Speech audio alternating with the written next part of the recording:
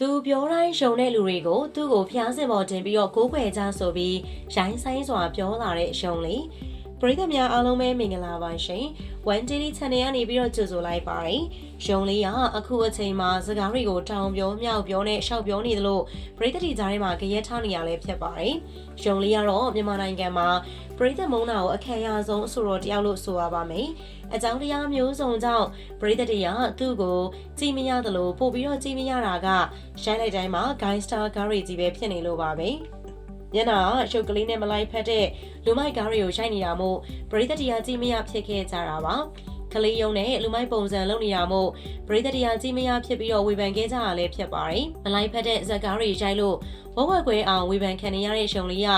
အခုလည်းမျိုးပြလမ်းမဆိုတဲ့ဂိုင်းစတာပုံကားရိုက်ခဲ့တဲ့အချိန်မှာဝက်ဝက်ကွဲအောင်ရှုံးပေါ်တဲ့အထိဖြစ်ခဲ့ရပါပရိသတ်တရားတော့ရှုံလေးကိုမဝေဖန်နိုင်တော့တာမို့ပြောမနေဘဲနဲ့သူ့ရဲ့ဇက်ကားကိုလှည့်တောင်မကြည့်ဘဲနေခဲ့တာပါရှုံလေးကတော့ပရိသတ်ရဲ့ဥပိ္ပခပြုမှုကြောင့်အခုဆိုရင်တော့လူအဝင်အနည်းဆုံးဇက်ကားအဖြစ်စံချိန်ချိုးတဲ့အထိဖြစ်ခဲ့ရပါ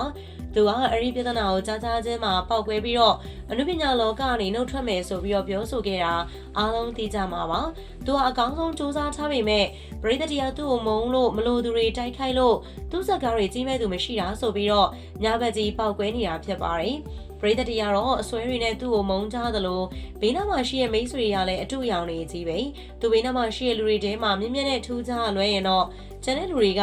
ဖြက်လို့ဖြက်စီလုံးနေကြတဲ့လူတွေကြီးပါပဲတဲ့နော်အပေါင်းအသင်းတွေကအကြံဉာဏ်ကောင်းပေးတယ်လို့နဲ့တလွဲအကြံတွေပေးခဲ့တာမို့အခုလိုဖြစ်ခဲ့ရတာလို့ဆိုပါတယ်။ရုံလေးကတော့အဲ့လိုမျိုးသူ့ကိုအယမ်းမုန်းနေတဲ့ပရိသတ်တွေတိုက်ခိုက်နေသူတွေနဲ့မိတ်ဆွေတူတွေကြောင့်အခုလိုဘဝရောက်တာဆိုပြီးတော့အနုပညာလောကကနေနှုတ်ထွက်လိုက်ပြီဆိုပြီးညာရင်းချင်းပဲသတင်းပေးခဲ့တာဖြစ်ပါတယ်။ညဘက်မှာတော့အားလုံးကိုစိတ်နာတယ်လို့လုပ်ပြီးတော့အနုပညာလောကကိုပိုက်ပိုက်လှုပ်ခဲ့ပေမဲ့နောက်နေ့မနေ့မှာတော့သူ့စာကိုပြန်ဖြတ်ပြီးရုံတဲ့လူအယူပဲဆိုပြီးတော့ပြောဆိုခဲ့ရလဲဖြစ်ပါတယ်။ရုံလေးကတော့ပြောခဲ့တာတွေကိုပြန်ဖြတ်ပြီးတော့မနေ့ရောက်တာနဲ့တချင်းတစ်ပုတ်ရေးပြီးတော့ပရိသတ်တွေကိုပြန်ဖဲခဲ့ရလဲဖြစ်ပါတယ်။သူပြောတာရုံတဲ့ပရိသတ်တွေကိုအယူဆိုပြီးတော့ခေါ်ဆိုခဲ့တယ်လို့သူ့ကြောင့်လိုင်းပေါ်မှာလှုပ်ရောက်သွားတဲ့လူတွေကိုသူ့ကိုဂျေဆုရှင်လို့သတ်မှတ်ပြီးတော့ကိုးကွယ်ဆိုပြီးတည်ဆိုခဲ့ရလဲဖြစ်ပါတယ်။သူ့ကိုဂျေဆုရှင်လို့သတ်မှတ်ပြီးတော့ဖျားစင်မှာ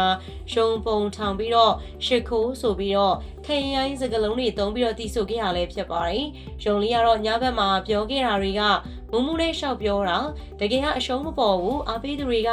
ယုံပြည့်ယုံရှမ်းမယ်ဆိုပြီးတော့အဆက်ပြေရှောက်ပြောလာခဲ့ရလဲဖြစ်ပါတယ်။ရုံလေးကသူ့ဇက်ကားကိုလူကြည့်နေပါတယ်ဆိုပြီးတော့ဗီဒီယိုနောက်မှာထိုင်ပြီးတော့အားပေးနေတဲ့အတန်ကိုပရိသတ်ကြားအောင်ဗီဒီယိုရိုက်ခဲ့တယ်လို့အားပေးတဲ့သူတွေနဲ့ဓပုတ်နေတောင်ရိုက်ခဲ့ပါသေးတယ်။သူကတော့သူ့ကားကိုကြည့်ရသူမရှိဘူးဆိုတာကိုအဆက်ပြေဖုံးခဲ့ပေမဲ့ပရိသတ်တယောက်က